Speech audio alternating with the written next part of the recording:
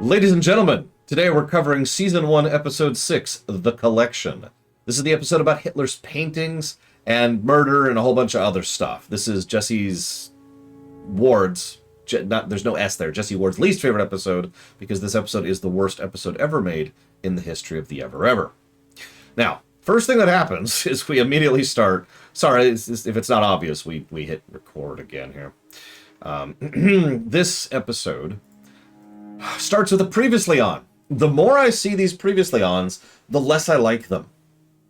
It's jarring and frustrating and actively detracts from every episode they're in. I'm sick of them. What's worse is there's two previously ons here. One about Arlo, which barely has anything to do with anything, which we'll talk about in just a second. And the other one, which is all about Ava, which is another thing. I would say let's keep track, but for God's sakes, it's every episode so far. So that's just how many episodes are in the season. I'm going to pay attention and see if they ever don't do a previously on, because holy crap. Food poisoning, Dark Day. So, then we open and we see Boyd. Holy crap. Now, I wanted to talk about something. It's called Worf Effect. That's a lie. It's not called Worf Effect, because Worf Effect is actually something else. So, this is actually funny because this is now the third thing named for Worf. Except not really. It's just apparently Worf is that kind of a guy. So here's the thing. Some of you have probably seen a show called Star Trek Deep Space Nine. It's a good show. I highly recommend it. If you haven't seen it, spoilers. In Season 4 of Star Trek Deep Space Nine, Worf joins the show. Yeah, I kind of already gave that one away. That is sort of a spoiler, because of the nature of what's happening at the time. But the only thing that matters is Worf has joined the show. Now, what does that have to do with Justified? Well, it wasn't planned. Way of the Warrior was very last minute. And I talk about this during the Deep Space Nine Ruminations. Plug. Meanwhile, Venters has decided, rather than donate it earlier when we weren't actually recording, he's decided to donate right now. So I'm going to say thank you, Venters. Thank you very much. And then completely ignore that until we're done recording. So, it was very last minute, especially when it comes from a direction of television production, because not everybody knows how much stuff is done at what point when it comes to television production. Like, a lot of people, and I've noticed this even in the modern era, a lot of people seem to think that shows and YouTube shows and streams tend to be like, you do this, and if something changes in this episode, well, you can fix it for the next episode. And that's insanity. It doesn't work that way. If something happened here that is going to have an impact here, you're not going to notice it until over here at the absolute earliest. Because when this happens, they're already working on this episode. Yeah, it also doesn't work for WoW expansions. That's another perfect example. A lot of people don't seem to understand that most of the work on, for example, Dragonflight was done well before Shadowlands even had its first patch. That's a production cycle. That's how that works. And it should be that way. Let me be very clear about that. That's a good thing. If you were doing it the way that people seem to think it works, all that would happen is every show in game ever would be hilariously delayed constantly as every tiny little thing happens and whoops. And that's how that works. Because the whole, I don't want to go too far into this, but there are several reasons why you do a work cycle well in advance of when it actually goes live. And not the least of which being, stuff can go wrong. You might need reshoots, or you might need an extra coding cycle, or maybe you changed your idea on a design document, or maybe you've lost an actor, or whatever, right? So yeah, there's a huge gap in between this. Why is this relevant? Well, in Way of the Warrior, Worf joins the show. And then for 9 episodes, nothing matters about Worf joining the show. It's actually 8, sorry, I'm counting wrong. 8 episodes. For 8 episodes, Worf being on the show doesn't matter. He's there, but most of the episodes were written and then scripted and then had the locations booked and had the sets built and had the costumes built and had the guest stars and extras already on site with the makeup necessary to put them into makeup for when you start actually filming. All of that was done way before they decided, hey, let's bring Worf on board. Make sense? This is why I'm mentioning that Evo is an amazing person. Because she is, but also because the whole idea here is if something happens that interrupts the status quo in a way that the creators didn't predict, they can't react to it until the showtime has caught up with real time. Make sense? The relevance here is obviously Boyd. As we've already discussed, Boyd was supposed to die. As we previously mentioned, everything about the first episode was written and intended for Boyd to be dead. And then they did one very brief, very cheap and easy reshoot of one scene to indicate that Boyd lived. And then they did another very cheap and easy one scene to show that he lived in episode 2, and that was it. Nothing else. Now, the reason I brought up the Worf thing, too, is because there was a bit of a gradient. They tried to trick the character into being relevant, but he's not. Worf does not matter until episode 9 of season 4 of Deep Space Nine, which is sort of Kahless, for those of you wondering. That's the first episode where Worf is actually relevant and is actually part of an episode. Now, he pokes his head in a couple of times before then, but it's literally just, hey, I'm still here. And if you're paying attention, guess where we're at in this episode. Boyd pokes his head in twice, once at the beginning, once at the end, and in both cases, he has no real significance to anything going on. He's, hey, yep, I'm definitely still here, and I'm definitely still converted to Christianity, or maybe I'm not, wink, and that's it. Yeah, exactly, Jesse Ward. It's just a little reminder, it's okay. We know you like Boyd, we know you like Worf, they're here. But the episode has nothing to do with Boyd, and I'm keeping track, because I'm curious how many episodes it's going to take before we catch up to ourselves, essentially, before we finally get to the point where we are where they were, and we can start to see Boyd being actually relevant for an episode. No, not at all, Lord Harriman. And it's really easy to explain that, because all you have to do is think about ejecting that entirely, and how much does it change the episode, or the plot for that matter. Especially since Raylan then decides not to actually ask for the information. Like, no, I've changed my mind.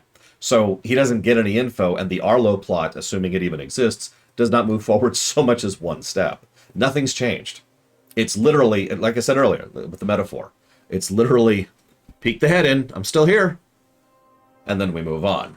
So we'll see how long it takes for Boyd to be relevant. Now, I should also mention that the type of television that I'm used to covering, which is modern Trek, aka the stuff that was in the 80s and 90s, I didn't come up with the terms, don't look at me, is stuff that television was being constructed differently then. The styles and approaches and designs were all different back then.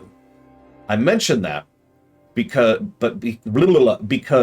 this show was made a lot more recently, 2007, I want to say, something like that.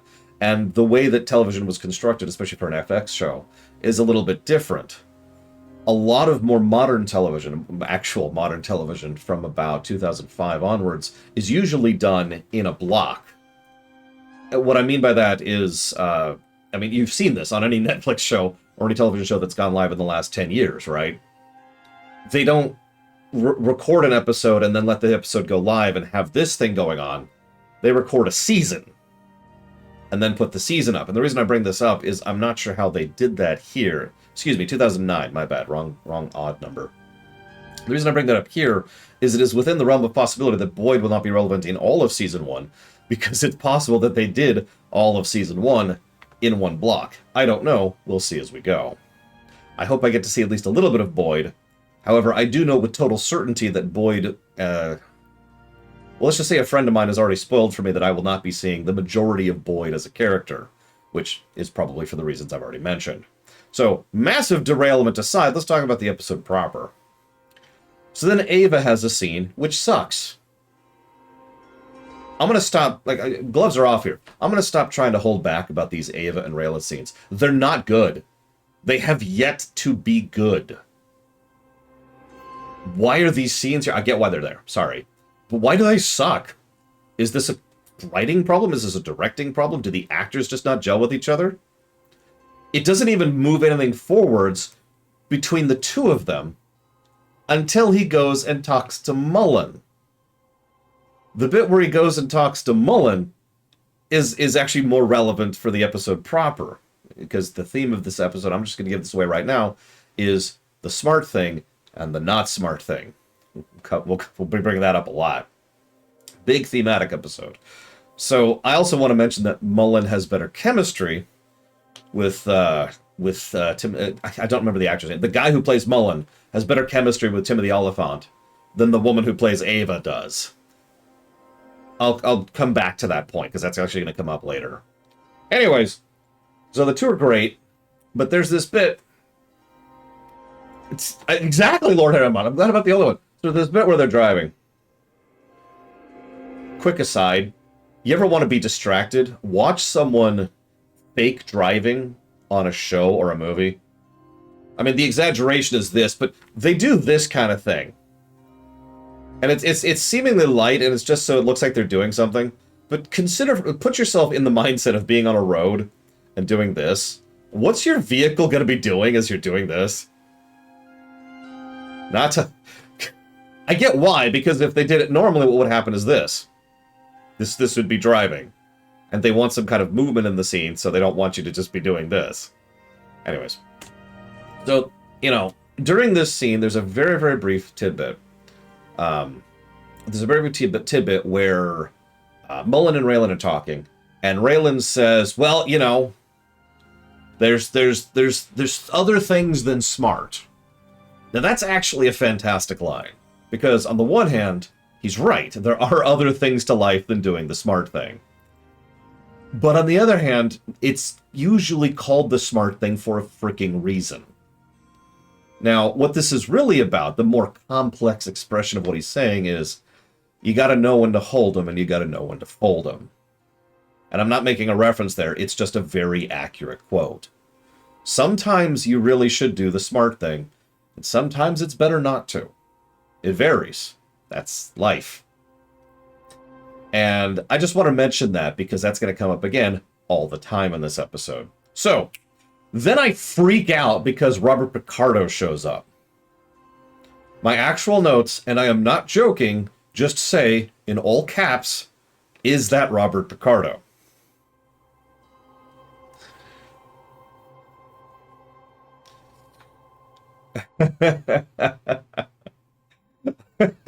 Now, you're probably thinking, oh, you're just a Star Trek geek. First of all, there's no just about this Star Trek geek. But second of all, Robert Picardo is a fantastic actor.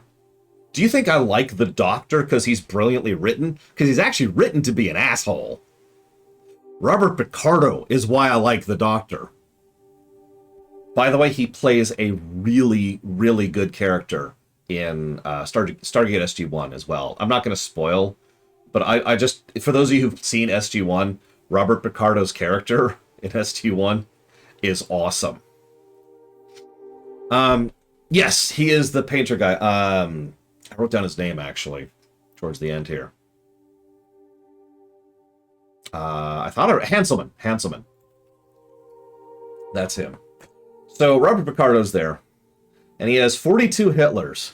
It's funny. So they go with, and what I like most about this episode is it treats me like I have a freaking brain. And yes, in Atlantis as well, thank you. Because there's actually a lot of unexplained stuff. In fact, did you notice that the specific crime which the FBI was investigating Mr. Rich Guy for is never stated in the entire episode? It doesn't need to be. Stating it would be needless exposition in every scene that exists, and therefore arguably bad writing, and it's not really relevant to the actual episode in question. Whatever he did is not the point. It's background element. So we see the elements constructed around it rather neatly and tightly. We just don't know what the element itself is. And I'm with that. So, this whole show has some great exposition. I love it. I'm out of water. It's okay. I've got a backup water. But I don't have a backup water. So if I run out of backup water, I'm screwed. So, funny thing. You may or may not know this. I'm not as much of an art geek as, say, Evo. She could probably school me 10 ways sideways. But I am an art geek. Actually, a lot of geeks. I got a lot of hats. And one of those interesting little geekdoms happens to find this episode fascinating because they did their homework for this episode. It actually is hard to authenticate Hitlers.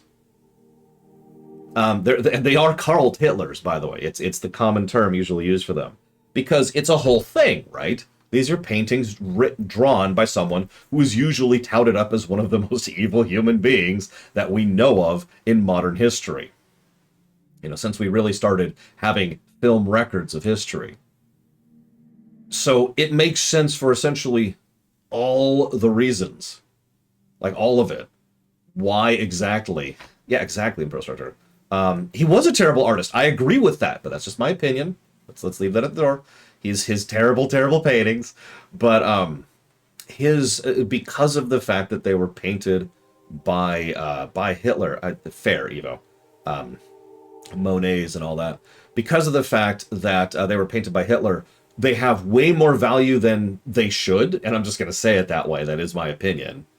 But also, because they have so much value, there is a huge market for Hitler's forgeries. It's actually really common. He's not the only one, obviously. The art scene, it's actually funny if you really delve into it, the whole art scene. There are tons of ways to... I love painting. I haven't gotten to paint in a long time, though. There are tons of ways to both forge and detect forgeries when it comes to certain types of paintings. Several are actually mentioned within the course of this episode, which I'm going to bring up one later. But this is just really cool. I'm sorry to geek out a little bit, but I like how they clearly did their homework and research on how exactly this would go. I also love how Hanselman, that's Picardo's character, comes up and starts investigating and inspecting the Hitlers, and he makes a big show of it. But as we find out later, he would know like this, that those were forgeries. In fact, I could have told you those were forgeries before even watching the episode. Again, we'll come back to that in a minute. Because it's not really relevant for the episode. It's a little bit of flavor towards the end. So it's like, oh my god. So I like the idea that he's just kind of giving the guy a hard time. Because they were good. We'll get there, Bregman. Be patient with me. But of course, while he's giving him the runaround, we get some wonderful visual storytelling. How many of you, probably none of you, and that's fine, were paying attention to the house on the way in and during the interior shots? Now, I'm a little bit of a interior design geek. I got a lot of cats, I told you. I've also been looking into purchasing a house for the better part of the last 5 years. This house is insanity. This is a rich person's house. Let's just call it that. This is a rich person's house. And it's hard to explain what I mean by that, but to try and give it the simplest definition I can, there's something I like to call fake rich. That's my term. I don't have a better term for it. It's people who like to pretend they're rich or act like they're rich, but they're not. They're just people who are well off or massively in debt or both. Maybe they like to, go play golf because that's what rich people do. Maybe they play tennis because that's what rich people do. I've talked about this before. But someone living in that kind of a house with the amount of real estate they've got, because we get a couple of sweeping shots of just how huge the acreage is of this place, that's a rich person's house. And that's before we find out that the dude has his own team of horses with private trainers and custom caretaking and all that fun stuff. That is someone who is rich. It's another undercurrent of the whole episode. In fact, there's a direct line that is mentioned later on in the episode. Raylan says it flat out. Nobody likes rich people. Anyways. Is it super rich? No. If I won the lottery, I could do that. Super rich can go well beyond that. But this is still... It's up there. It's well beyond what most people probably mentally think of when they think of rich. So we get a good bit of visual storytelling on exactly how ostentatious this is. Now, you might think this is helping to establish Owens and the kind of person he is. But actually, in my opinion, this is more establishing for the wife, who I'm just going to start calling the widow for reasons that'll be obvious in a few seconds, if you haven't seen the episode. Because everything about... This is why I bang on so much about visual storytelling. I want you to imagine for just a second that Dieselich... Yes, I actually own every football club. All of them. Thank you, Dieselich. Always appreciate it. I will put that towards dealer's choice. Imagine for a moment that this was the exact same episode, same shots, right? Same characters, same actors, same performance. But instead of this massive, ostentatious house of doom, it's just a normal house, right? Just a normal, everyday, nothing fancy about it, nothing special. Just a suburban house. Now, the reason I bring this up is that would completely change a lot of the underpinning motivations. It would completely change, frankly, the story. Because at that point, the widow is not going after this guy because of the fact that she wants to retain her super rich lifestyle, and she's sick to death of all this, and there's no desperation to try and cling to that level of relevance and opulence.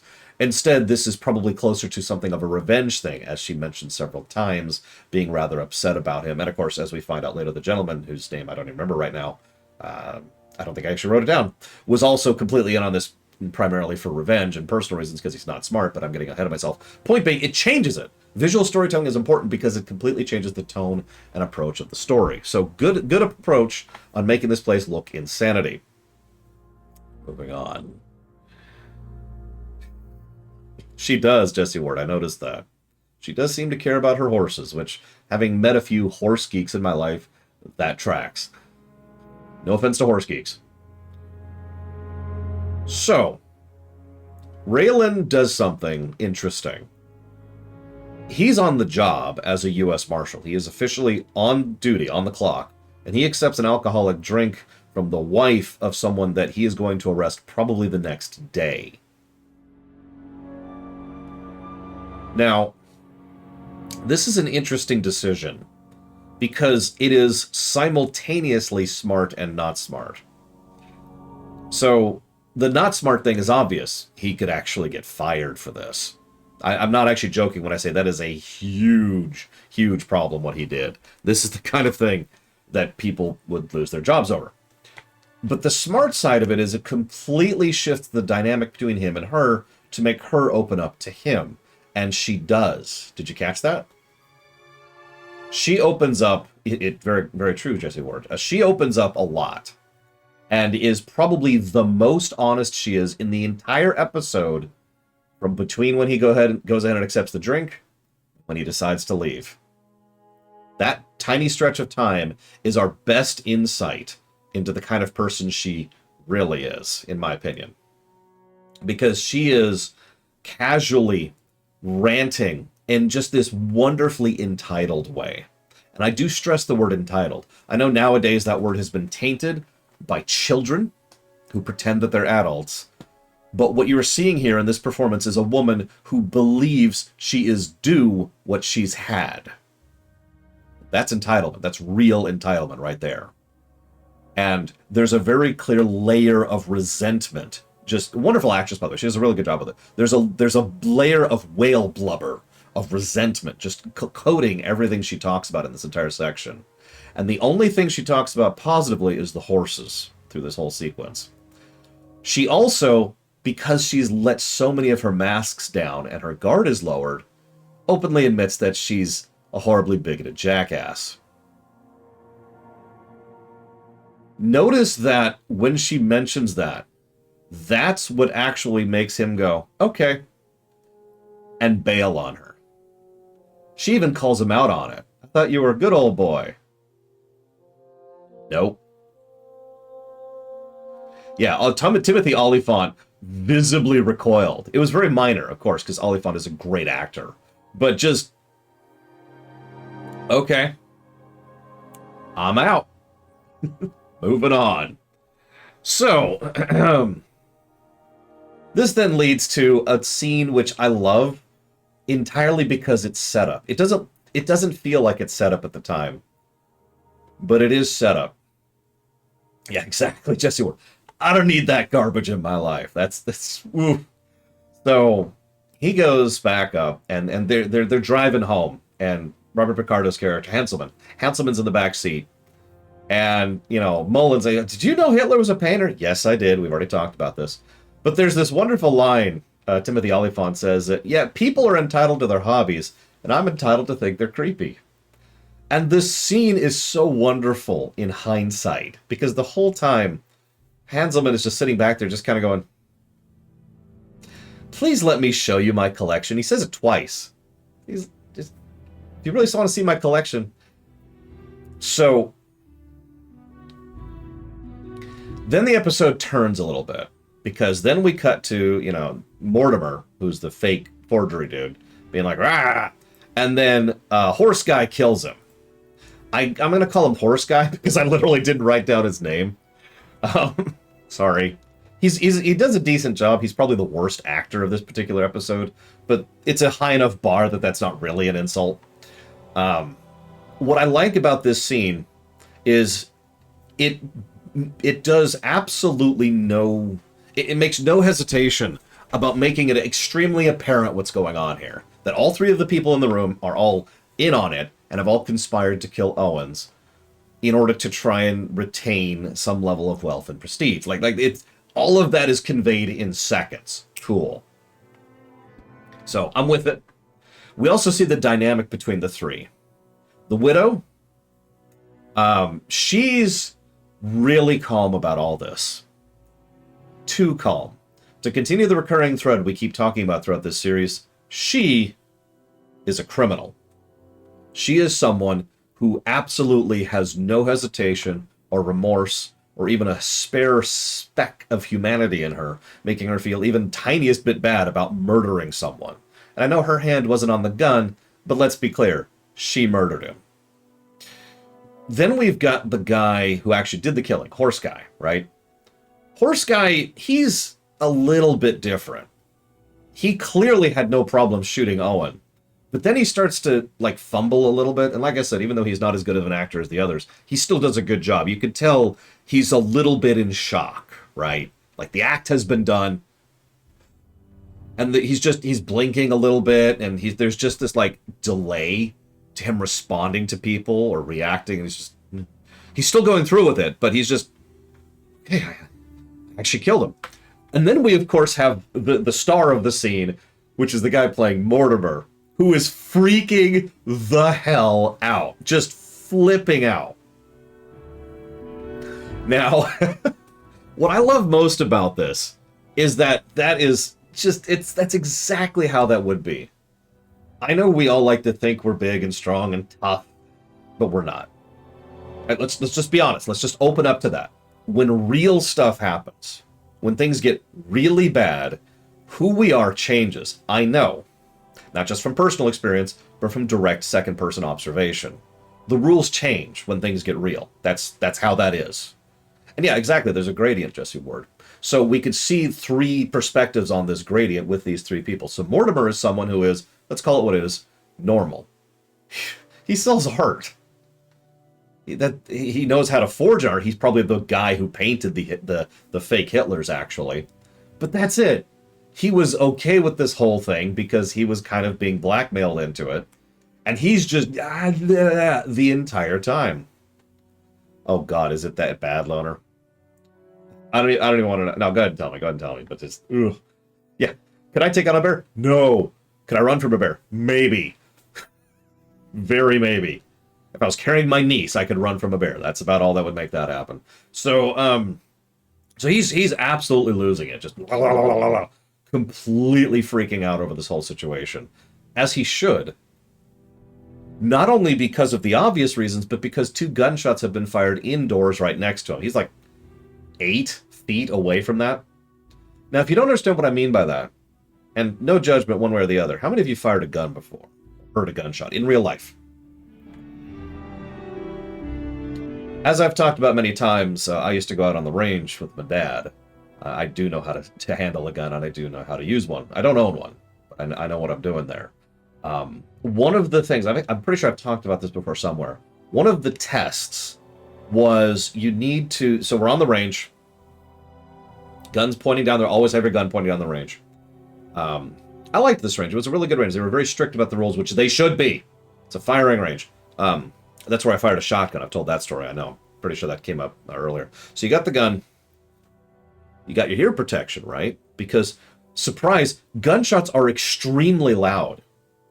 I've often felt that fiction has dulled us to an understanding of how loud guns are. One of the tests was you'd have someone, right? Like, so I'm here. I'm going down the range. Hang on, let me get my hand in the right position. There we go. So I got my hand on, fingers not even in the trigger area. Just right there. Okay, cool. Then someone behind me goes like this and just pulls the ear blockers out a little bit so I can hear. And then you do one shot, choom, just like that. I cannot describe that sound. I have literally only ever heard one thing that sounds like a gunshot, and it's a gunshot. It's insanity. It's hard to describe. And the reason I'm bringing this up, oh yeah, I had ringing in my ears for like 10 minutes afterwards. And remember, that wasn't like taking the things off. That was just removing them from total coverage. And I was outdoors because firing range. So yeah, you're inside a wooden house, which if you don't know anything about acoustics, let me put on my acoustics geek hat for just a second here. That sound is probably going to deafen those people. Like, they might literally have tinnitus as a consequence of those gunshots. Which I'm bringing all of this up because I just really want to stress how good of a job the guy playing Mortimer does at portraying someone who is absolutely freaking the hell out over this. Especially since each time the shot happens, there's this big, oh God! You know, just there's a complete, ah! He completely loses it each time, right? Which makes sense. It does sound different than fireworks, you're right. You're also right, it's probably the closest. I guess the gunpowder has something to do with that. But anyways, so, I don't mean to derail so much, but it's just fascinating how much they do this, and how well they do this. And then, in the middle of a murder, in the middle of doing this whole murder, two things jumped out at me, other than everything I just finished talking about. First of all, she mentions how, no, you need to have this second gunshot. You need to do this thing with the blanket to make sure the body stays warm. And I saw it on the Discovery Channel. The moment she said that, I was like, ah, okay. And it slid neatly into slot. See, here's the thing. She's the ringleader here, right? She's the criminal. But she's not competent. Or, to put it differently, she's like higher level than the others. But she's still not really knowing what she's doing. And she's still kind of fumbling around a little bit. Which is something we'll talk about more in a second. The other thing that jumped out at me is in the middle of a situation where she has just murdered her husband for money, she decides to go ahead and blackmail Mortimer.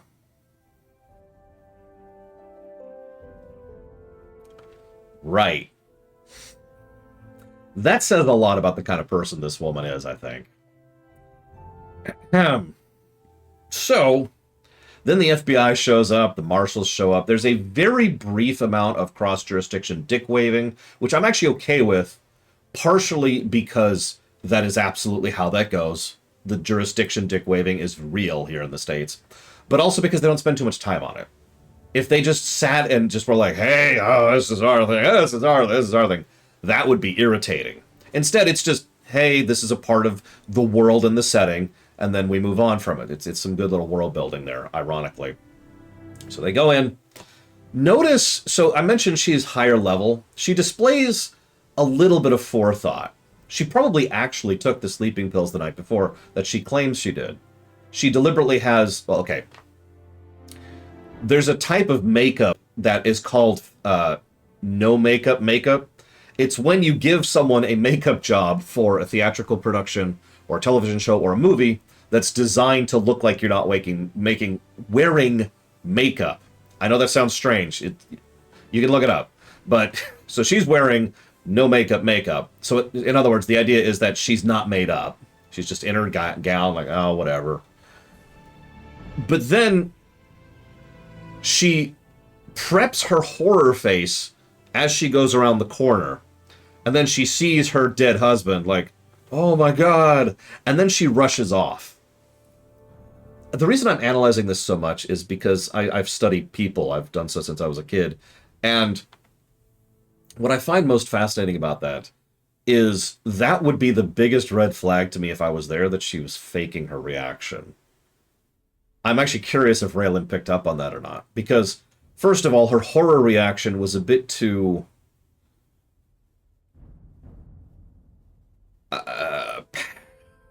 orderly, I think is the word I want to use. It was very, this is what happened. People, I've seen people, I have been people, who react to horrifying circumstances in real life. Now, not everyone reacts the same. Even a similar person doesn't react the same. But the point is, it's chaotic. It's emotional. What's actually happening is literally, chemically, what's happening as your brain is processing this thing is it starts getting beat with these waves of chemicals designed to trigger certain responses in your brain, including the fight or flight response, along with very severe emotional reaction. So while that's happening, it's, whoa! And you're supposed to, it's, God, like, have you ever seen this? And I hope to God you haven't. Someone who sees someone who has died, I've seen someone stop being capable of standing like that. Like someone just snapped their strings and they just crumbled because they're hit so starkly and suddenly by it, right? By contrast, like I said, what she does is very orderly. Walk in, oh my gosh, no, wail, run off, and wailing as she's running off. It's very practiced.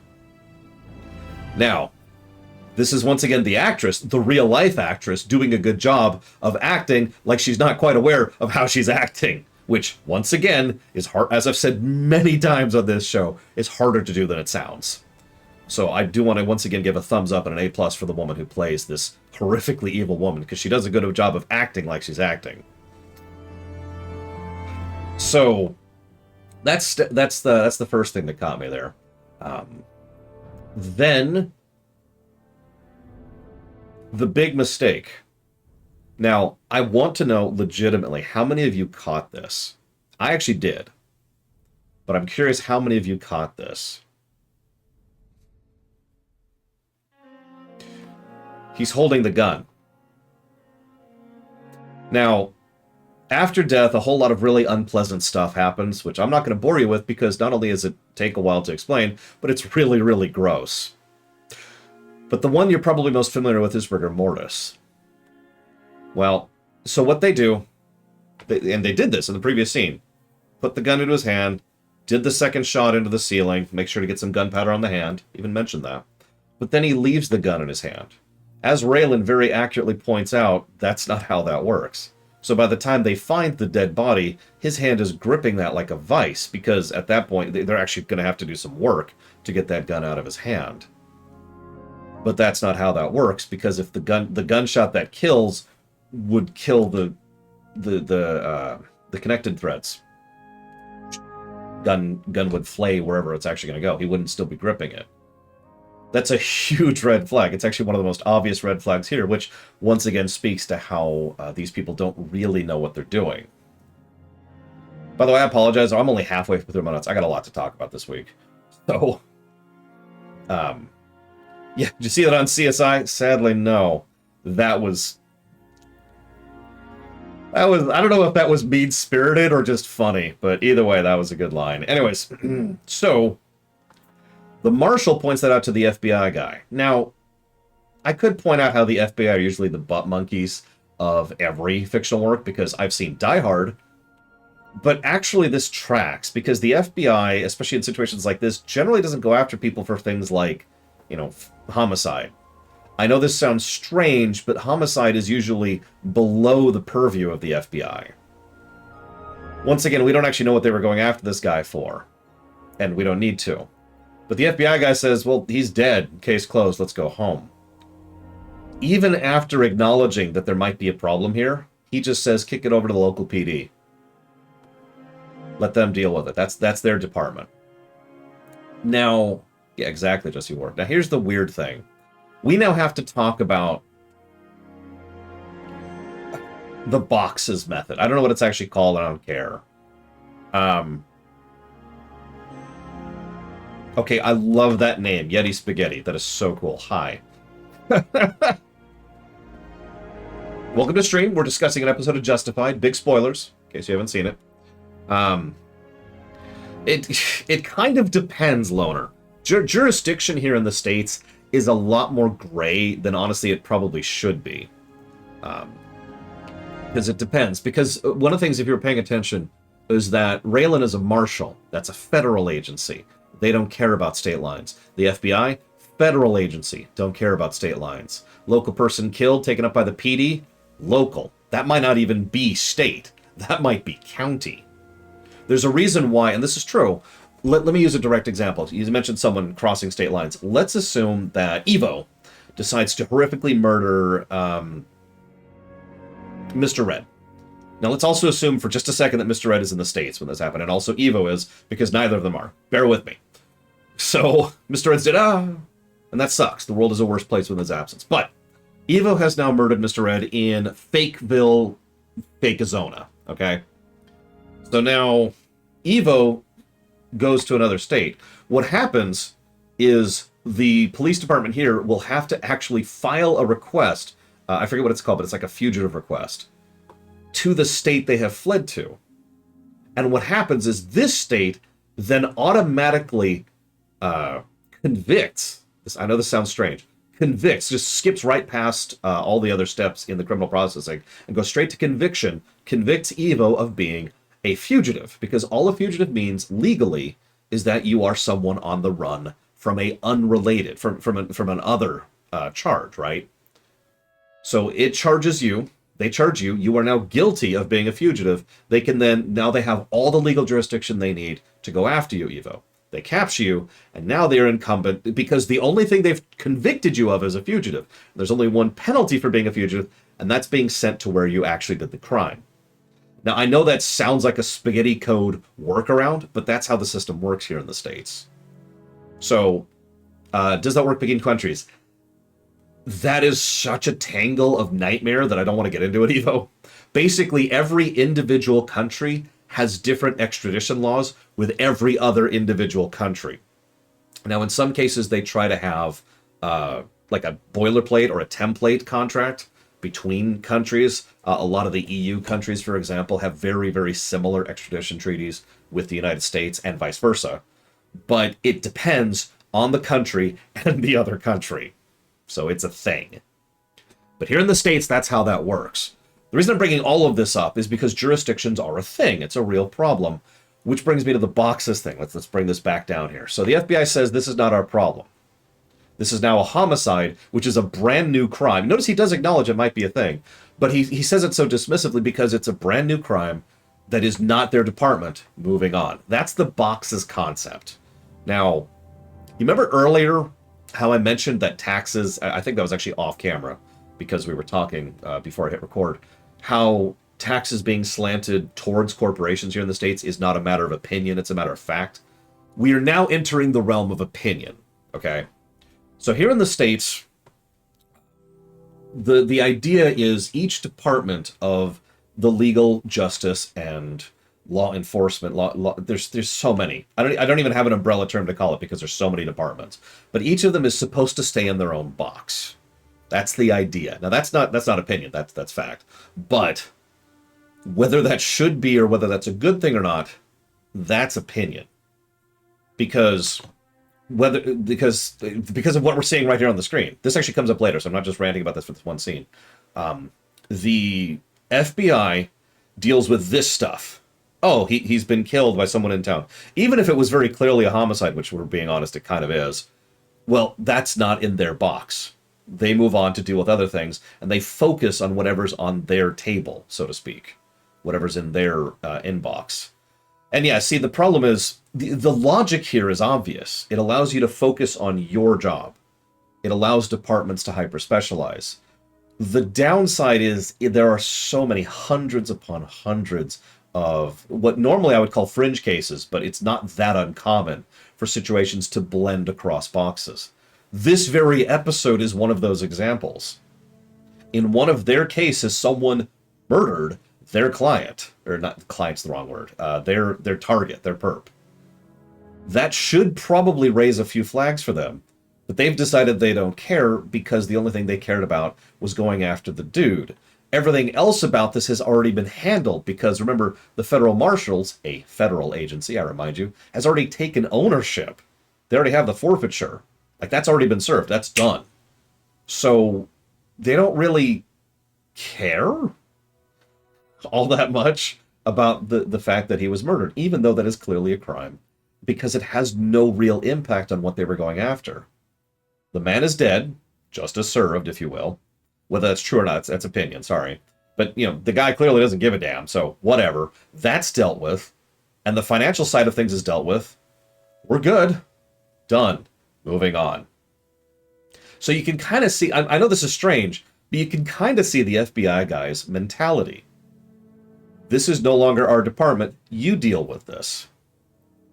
Now, this is going to come up again later. I'm going to bring it up again later, so remember all this. But this box's comment, I'm surprised this hasn't actually come up again previously. It makes me wonder if one of the reasons they wanted, as I say, the writer of the original short story, wanted Raylan to be part of the federal marshals is because several federal agencies have a tendency to be able to step over some of those boxes' lines by sheer fact of the fact that they are a federal agency. To go back to my earlier example, if a federal marshal goes after Evo, he doesn't have to do any of that rigmarole because he's a federal marshal. So he doesn't need to contact the state to give them the information so that they can push through the system and get a conviction on her to allow the legal justification. He can just go over and grab her, right? So there's a little bit of bleed over that's built into the system. It's this whole thing. Anyways, give me 1 second.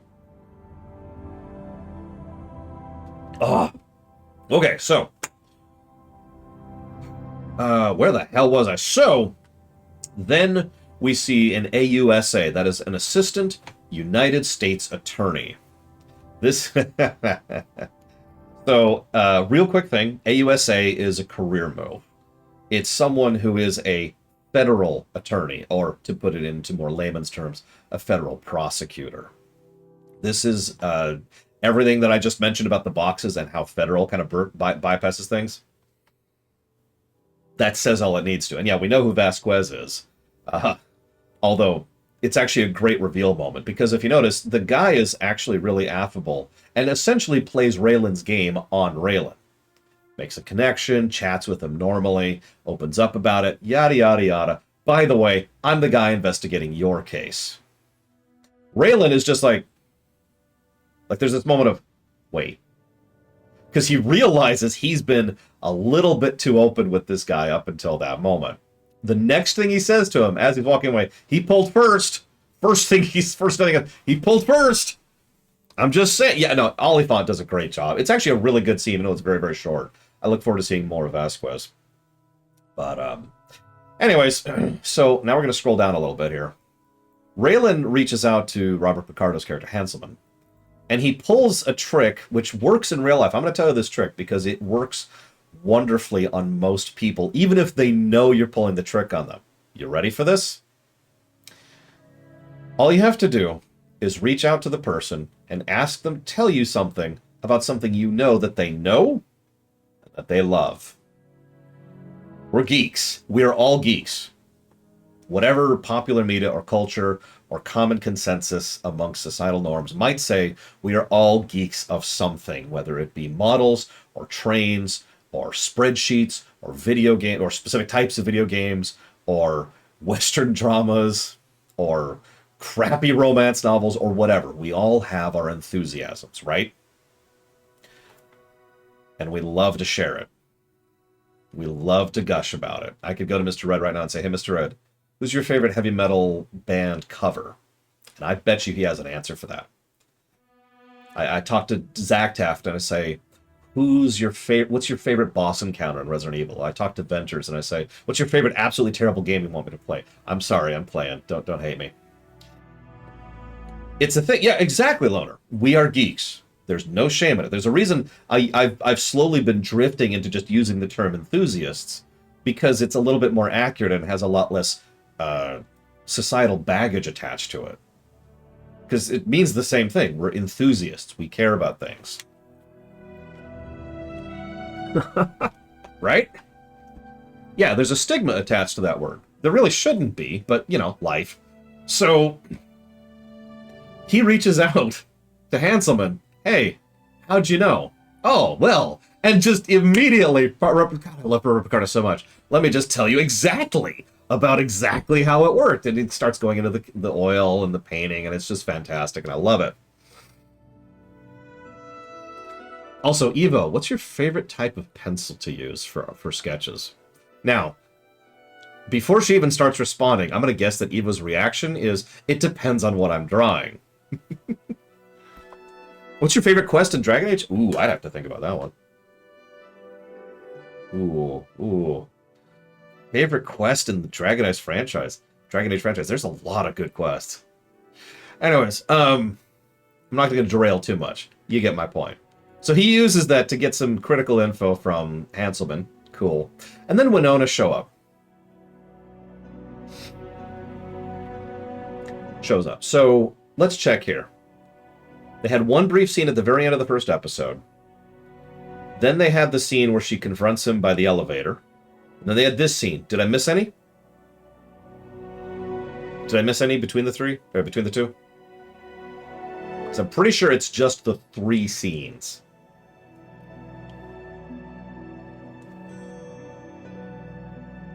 Oh, we're talking about Justified right now, Tiger Tankman.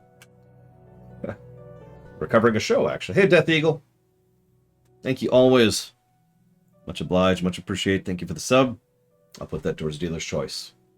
Thank you. Oh, by the way, real quick. Some people asked, do I split Dealer's Choice into 3? No. Dealer's Choice is one choice. It's one thing. Anyways, so I'm pretty sure it's 3 scenes. In 6 episodes, 3 scenes have done more to establish chemistry and connection between Winona and Waylon than the 20-ish that Ava and Raylan have had. I hate to directly compare the two, but I have to, because the episode's doing it. It might just be an actor and actress. I talk so much about chemistry. Chemistry ultimately is all about the actors involved. Really. That's the biggest portion of the pie. There's a little bit of directing, a little bit of character design, a little bit of writing and script and the individual dialogue, but the majority of what makes chemistry, the actors. Some actors just gel with each other. Some actors have to grow into gelling with each other. Direct example. Jonathan Frakes and Patrick Stewart were very, very stiff and awkward to each other at the beginning of TNG. Think about Season 1. Think about Encounter at Farpoint. Now fast forward 3 or 4 years, and think about how well those two just immediately gel and bounce off of each other perfectly. So chemistry can be grown as actors, as the actual real people get used to each other and connect with each other. Chemistry can be grown. But, as Jesse Ward points out, chemistry cannot be faked. That's the issue we're running into here. Ava's actress and Timothy Olyphant do not have chemistry. By contrast, Winona's actress and Timothy Olyphant have really good chemistry. Not as good as Mullen. He's amazing.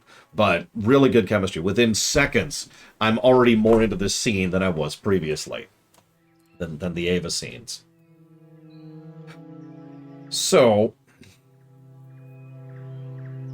the two have this dynamic, and she asks Raylan, let's call this what it is, to commit a crime for her. Now, Raylan's like,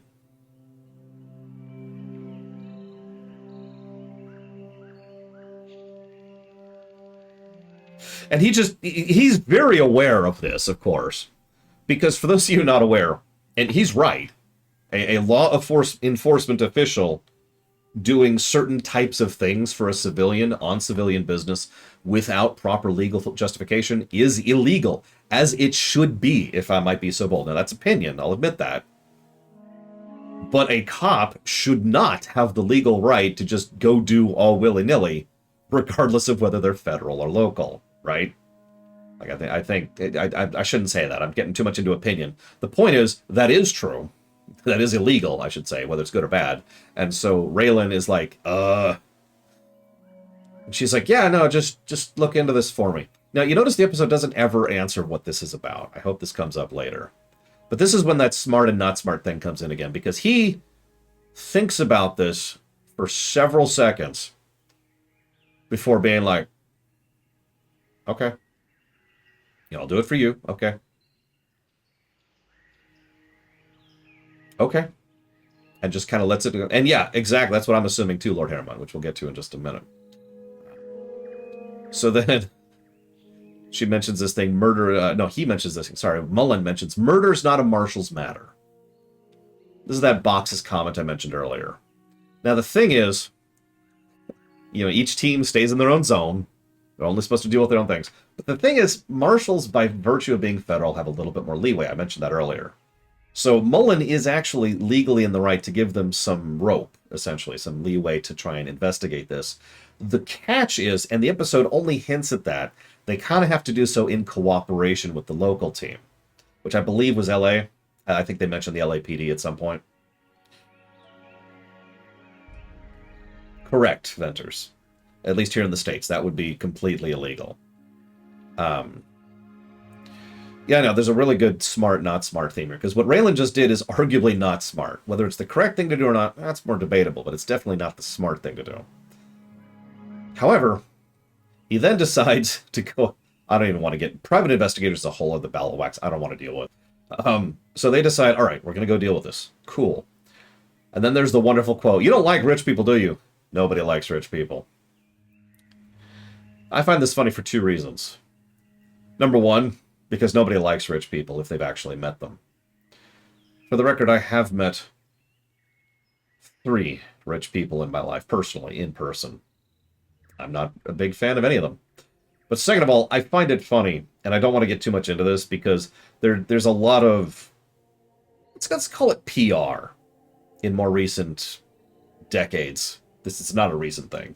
To try and make rich people seem less horrifically evil than they were generally perceived as for the last few centuries. Make of that what you will. It's just something that's a thing. Once again, not getting into opinion, because then Tim brings in Mortimer. Now, I had a whole speech I was going to give here. Big old speech. I was going to go down and just absolutely drag them through the muck about how but the thing is, I was operating under the assumption that Tim was lying to Mortimer in order to get information from him. But he wasn't. So all that's thrown out the window. Instead, well, we'll get to that in a minute, but instead it turns out the painting was actually not burned. Because the widow decided to be greedy and to decide to blackmail Mortimer. Another not smart thing to do.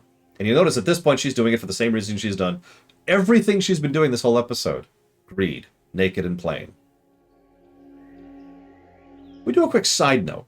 A little side story thing. Raylan comes to apologize to Hawkins. What I like about this scene is Raylan is excessively honest in this scene. Because when I first saw it, I was like, because it's kind of a duel. There's no gun involved, of course, and the actual duel happens later in the episode, but the scene is constructed like it's a duel. Even the basic blocking and the camera work is all designed as if this was a duel, and I was confused by that. Until he keeps talking about all the stuff that they're up to, and then he mentions the shady business. And that's when it kind of clicked for me, and he then continues to be very honest with Hawkins.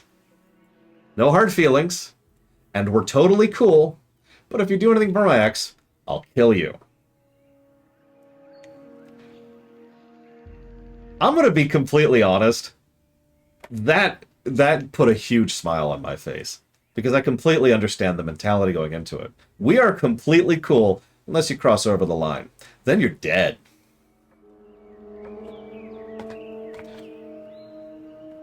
Yeah, that tracks. And he just leaves with that warning. And Hawkins this whole time, good actor, as usual for Hawkins, is just trying really hard to act like he's not being freaked out by the substantially more intimidating Raylan, who is in his stride, I feel like adding. Anyways, so, Widow decides to be greedy. She decides to strong-arm Mortimer. One of the most common human interactions is people who are higher level trying to exert control over people who are lower level. I know that sounds like a very broad statement, but that's because it is. This is true on playgrounds. This is true in office spaces. This is true at a fast food joint, or in politics, or in a corporation, or in the Senate floor, or anywhere. So what we have here is exactly that. She has decided to push, and let me just go ahead and say, this is very much not the smart thing to do. Now, she's already done many not smart things throughout the course of this. In fact, I don't know if you were paying attention, but the very fact that she decided to kill Owens was probably one of the stupider choices she could have made. By everything I understand, now I don't know the specifics of the case, but by everything I understand, her deciding to kill Owens didn't get them anything. Like, they don't get to keep the money. That's Marshall property. That's already been seized. And her banging the guy on the side, I shouldn't say it that way, her one true love, who may or may not be someone she actually loves, we don't get enough information to really judge for that. That doesn't really change one way or the other. If she had decided to just let him be carted off by the FBI the next day, that would have been game, and nothing would have changed for her. She gains nothing from doing any of this. But this is where the episode gets tricky. How many of you caught the fact that killing Owens was actually kind of something that he was pushing for? Rider dude, horse dude. Because, you know, he was screwing his lover.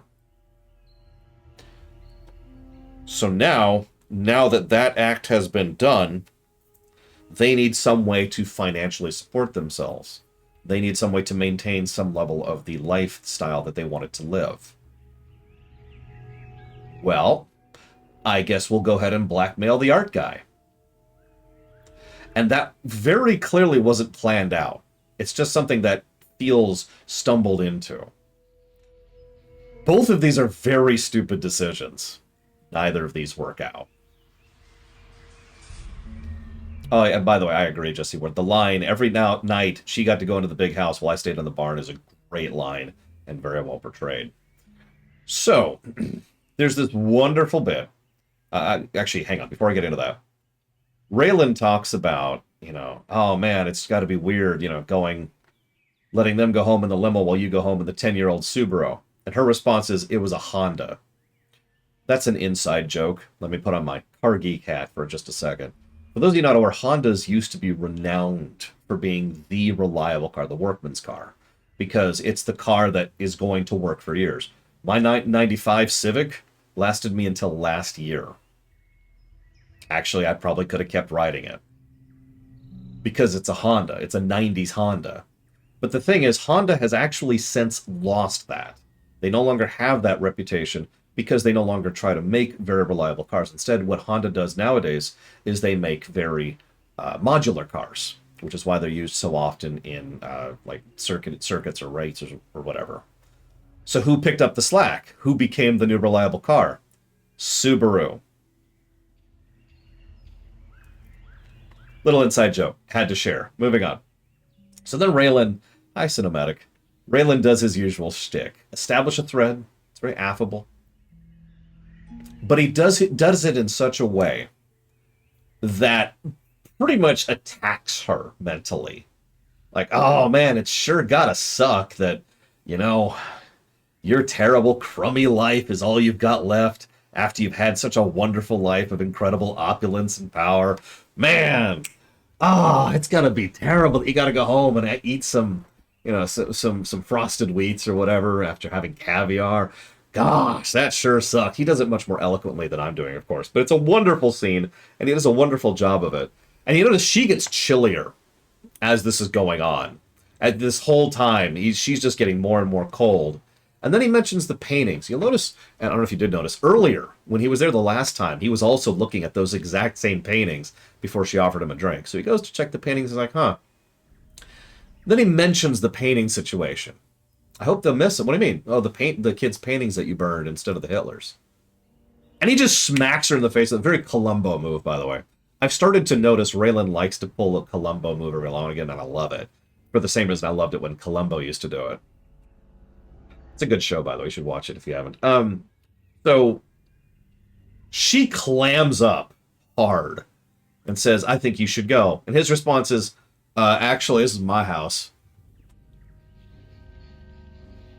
And the best part, credit to the actress, is she clearly, visibly, physically does not actually know how to act to that. She doesn't know how to react to this whole situation. She's just... And then she just kind of leaves because she doesn't know what to do. Because she has just been owned. So then she immediately rushes off. Oh my god. We need to do something. We need to run. We need to run. It's the only thing we can do. Also a not smart decision, by the way. It's a good show. I recommend it, cinematic.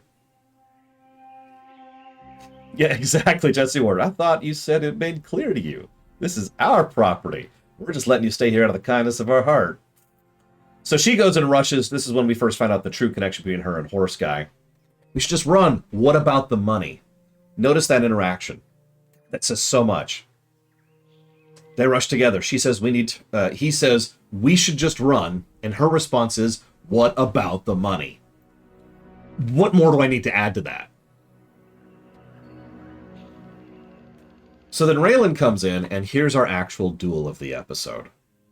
God, I love the duels in this show. So Raylan comes in, and he's probably cognizant enough about the fact that the guy has the gun. He probably has enough situational awareness and enough know-how, and he's just, yeah, okay. And he lays it out for him. And what I love is, once again, he does it by being honest. Like, he lays out the situation. God, I love the way he manipulates this guy, because he lays out the situation in full. I thought about killing my ex, but... Or not the ex, sorry. I thought about killing Hawkins, an ex-husband. But I couldn't do that because then I'd have to kill her. But what if a neighbor saw me? Then I'd have to kill them. Where does it stop? Now, what I love most about this is, while it is manipulation, and it is, as Jesse Ward's sister pointed out, a Jedi mind trick, it's absolutely true. The GTA effect, the GTA domino, as I like to call it, is actually a real-life thing. In real life, most people who do violent crimes usually hit a point where they kind of have to stop, or they die. Like, that's really normal, actually, unfortunately, or not. So, Raylan points out the truth there. You go ahead and, do your killing and do whatever, but then what? And then what? And then what? At some point or another, it's either going to stop because you are going to choose to stop, or it's going to stop because someone is going to gun you down. It's the GTA thing. Like I said, once you get that warning level, you keep killing the cops that come after you in GTA. That doesn't end, it just escalates. One moment, please. I'm feeling a little bit better, comma. Thank you for asking, period. I've been eating oatmeal and your shakes, exclamation mark. That's actually not true, but I'm going to have one of those shakes for lunch, so we'll see if that works out. Anyways. So, this is when we find out a decent bit of the backstory. He was willing to do this because, the way that this lines up is brilliant, because it's only here we really figure out what was actually going on. She and Horse Guy were lovers, and probably had been for a while. And they were hired on to deal with Owens' horses, because Owens is rich. She then deliberately seduced... It was her idea. It's made clear. It was her idea. She seduces Owens, gets in there, gets the money, and he gets to watch her go up to the house while he stays down at the barn every night. So this probably had been sticking in his craw for a while. Motive for murder. Cool. But this also makes her complicit in, and not just complicit, but guilty of many much more horrible things, in my opinion, because of all the stuff that she was going through, and of course the very obvious fact that she wanted to kill a lot of people here. She also mentioned something, which is a fallacy. I forget which fallacy it is, please forgive me. It's kind of the in for a penny, in for a pound fallacy, if you want to give it a layman's term. The idea is, well, they can't hang us twice, so we might as well just keep committing crimes. Not only does that not work that way, at least in modern justice systems, but that doesn't make sense on any level. The more you think about it, the less sense it makes. And of course, he's already made his decision by this point. He's already turned. I love the bit where he checks Mortimer for a wire, but then he himself actually has a wire. Lol. Anywho, so he decides to turn them in. I wonder, because what he just did was absolutely the smart choice. Probably one of the first smart decisions anybody's made in the entire episode, going back to that thing. I wonder what his eventual fate is for that. He'll probably get off easy despite being a murderer. Despite having killed someone in cold blood. We'll see. Or rather, we won't see. So, hi Spartan. Then Raylan and Winona have a scene. Oh, I love that scene as Imperial Starter. Holy crap. He just rambles about it. And I know what you're going to say. That was a really stupid decision of his. I think he would do that in that situation. The only thing that doesn't fit about that is, functionally speaking, that confession, because that's what that is, should have actually happened over here, well before that scene, rather than during that scene. So it's being shoved there for the sake of flow, for the sake of the episode's flow. But otherwise, I don't mind it, because that confession is absolutely something I personally think he would have given. Here is what I did. Here is what I am complicit in, yada, yada, yada. So then Winona and Raylan have a scene. Once again, this scene is so much better. I'm sorry to keep banging on this. This scene is so much better than every scene that Ava and Raylan have had in the entire show so far. The two actors gel with each other beautifully. And the best part is she can actually keep up with him. Did you catch that? She doesn't put up with any of his crap. And similarly, he is a lot more overt with her than he tends to be with other people. Can you run that order back again? Yeah, exactly. It's just great the way that, and she's just so flippant. Oh yeah, this and this and this and this. But hold up, what? Yeah, exactly, Jesse Ward. It's funny because Winona and Timothy, I don't know actors' names. Winona and Timothy Oliphant and Goggins and Timothy Oliphant just have such good chemistry in the show. There's this wonderful bit where he says, everybody gives a crap about money. It's an interesting tidbit to mention because, first of all, of course, a federal marshal would think that. But second of all, it's one of those phrases that is as true as it is not true. In my experience, there's a lot of people who are more than happy with having enough plus luxury, is what I like to call it, right? If you have your wants and you have your needs, you're good. And I know a lot of people, personally, who are totally cool with that and don't really have that greed thing, right? So a lot of those people, they certainly give a crap about money because they need money, right? Because they need to have the wants and the needs met. But they don't need money like, say, the widow did. They don't have that greed element going through them that needs them to always take more and more and more. It's just interesting to think about. It's also doubly interesting because it's the one thing he brings up, I believe, 3 separate times in this scene as to why did you leave. Notice she doesn't answer him. She doesn't say why she went to Hawkins specifically. Instead, it's more like he asks several times, and that's the thing he brings up as a recurring point. Then, I'm going to admit something.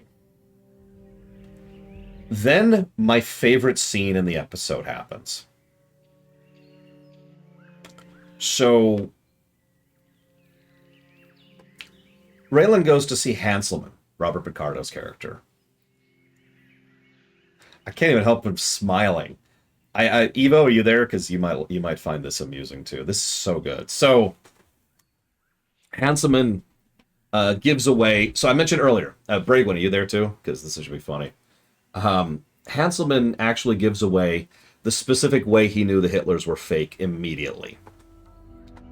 And it's funny, because as I hinted at earlier when I brought that up in this very Streamination, it's something even I could have picked up on. Because he's right. Hitler doesn't do people well. He never has. If you look at all of his paintings, seriously, actually look at them sometime. Look at Hitler's paintings. He paints terrain, he paints structures, he paints, oh God, I can't think of what it's called. There's actually a term for that. Starts with an S, I think. Whatever. He paints stuff that doesn't involve people, but if there's ever people, they're blotchy. Right? They're just kind of eh. And yeah, this, by the way, this isn't even something that's like fictional. This isn't even something that's just, we're adding on top of it. No, it just happens to be true, coincidentally, that Hitler didn't care about people when he was painting. And so they're always just kind of not great. And the episode even bothers to show us a shot of the painting and show us how well defined and how well outlined and how well drawn, painted the people are. Thank you, Dream Whisper. Always appreciate. So that's amusing and that's cool. But then he says, can I show you my collection? He's like, no. He's like, hold on. I helped you with your case, right? Will you do me this one favor? And Raylan's like, okay, you know what? Sure. As a favor to you, I'll go see your creepy Hitler paintings. Then Robert Picardo essentially delivers a monologue about his father. Now, this monologue is the thematic encapsulation of the entire episode. The big theme, there's actually two themes, by the way, if you've been paying attention. The big theme about smart decisions and not smart decisions, but also the rich and people's reactions and relationship with the rich. His father his father was envious of the rich. And then someone came along and told him whose fault it was. Why it was that he couldn't be that rich. Why it was he couldn't do this. And the moment Picardo starts giving his speech, I'm like, oh. And I figured out where it was going. Especially since they refused to show the paintings. And so he talks about, yeah, afterwards he recanted the Reich and everything was awful, but he never actually regretted it. When he'd get drinking, he'd talk about how working for Hitler were the best years of his life. Reacquiring old paintings of the Fuhrer. And he says that so clinically. Reacquiring paintings. Think about what that means for just a second. And I actually clapped for joy. I'm not even joking. When the camera pans out and we see a bunch of jars filled with ash. That Hanselman was a painter who is clearly a painting enthusiast and geek who knows Hitler's style well enough to be able to identify it on sight, has been going out of his way to spend his time and effort and fortune for years collecting 42 Hitlers to burn them.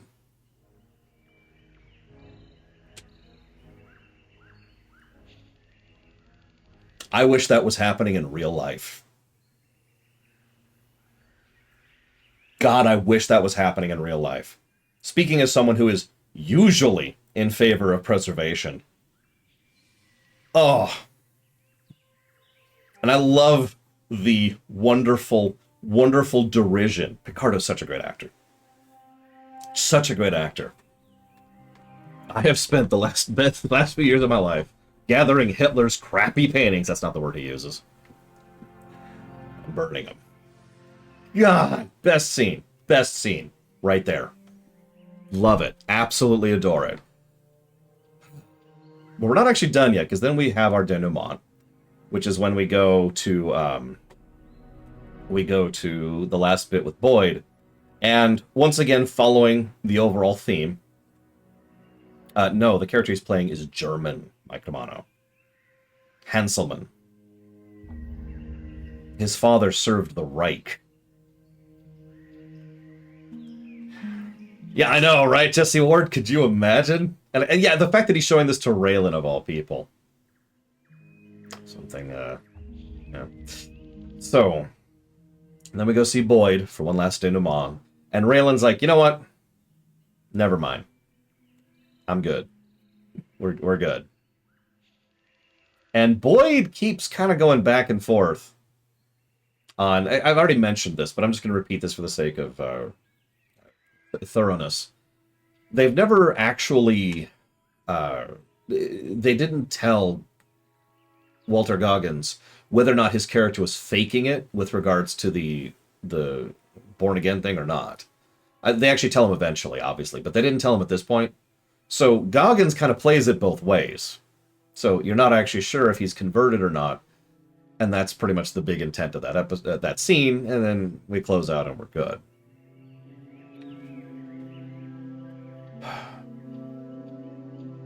One moment, please. So now we got to rate this one.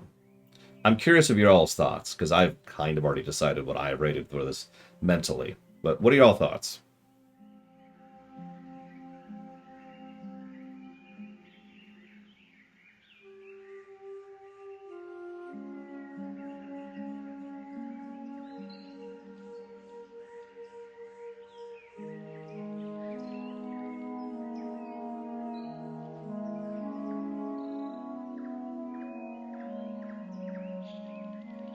It would be more accurate to say that CEOs have always been out of touch with their audiences, Raven King, because they don't care about their audiences. They have no reason to.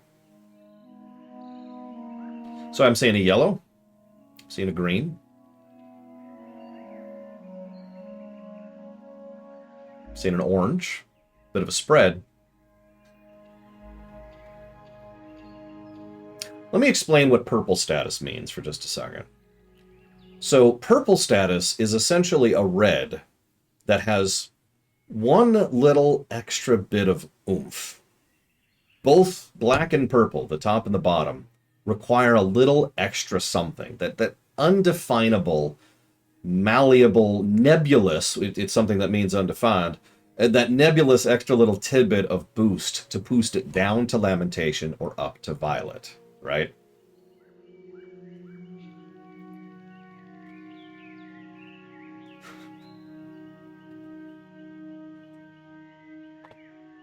Now, yeah, that's the thing.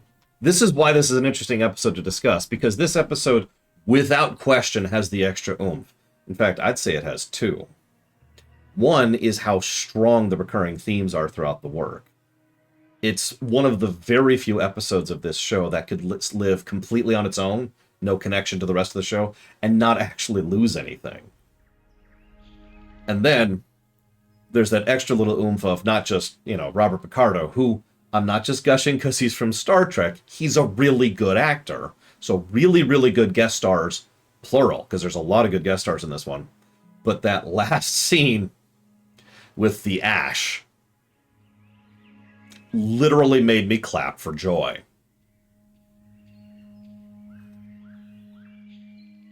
I'm glad you watched them, Cinematic. I hope you liked them, because that's, kind of the goal. I've been thinking about changing back to the Rumination shirt for these, by the way. What do y'all think? Should I do that? Just to kind of keep the distinction? Something I've been debating.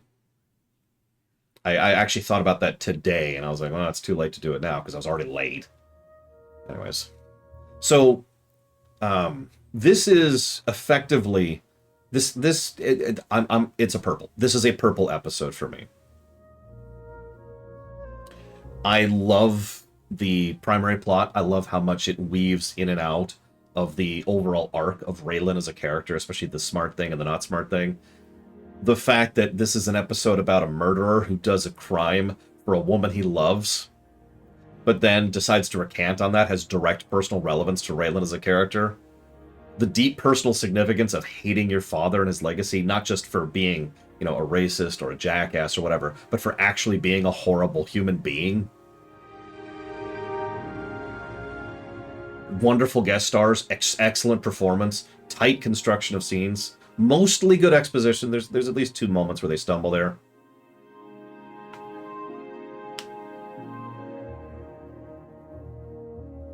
I thought about getting a cowboy hat, but the problem is real cowboy hats are actually pretty expensive, and I am not doing well right now financially. It's not an e-bag, it's just a statement of fact. I just had to pay my taxes, so... yeah.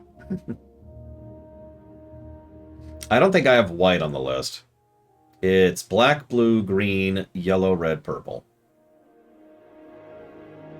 Get a fake one. Those give me headaches. I have a fake one.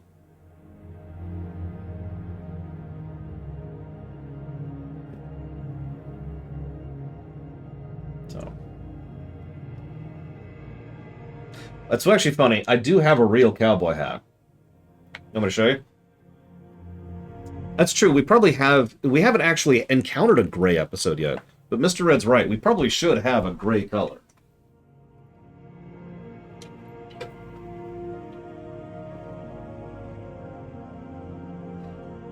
But, we just haven't encountered one yet. So this, like I said, is a real cowboy hat.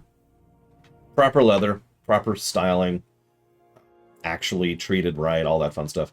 The problem... if you could let me take off my glasses, because my glasses are actually holding up the hat, is this. This is the problem. A little big. This, I actually measured my head and everything. I can't read chat. I measured my head and everything, and this is what we came up with. This, yeah.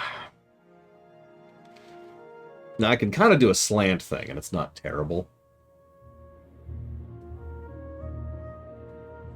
But, it's a little big. Anyways. Be a blind cowboy. Draw! I'm gonna give it purple. I can't do anything else. I have to give it a purple. I'm sorry. This is a very, very, very good episode, which has extra oomph. That is the definition of a purple for me. It's also our first purple, if you're paying attention. I mean, I don't really either. She's the Black Widow. It's a really common trope. I am willing to give her some credence because the actress playing her does a very good job, as we've talked about. The only other thing I don't like about this is I like to lean back a bit. I literally can't because my hat is hitting the chair here. So I'd have to be like... I'd have to really slant... Oh my god, I'd have to do this. There we go. Okay, now I can lean back. How'd I look, everybody? But no, this is a damn good episode. I'm going to go and chop off. And honestly, I'm going to go collapse. This has taken more out of me than I thought it would. But then again, we did just spend the last hour and a half discussing this episode. Good damn episode. Let me chop off the local recording first.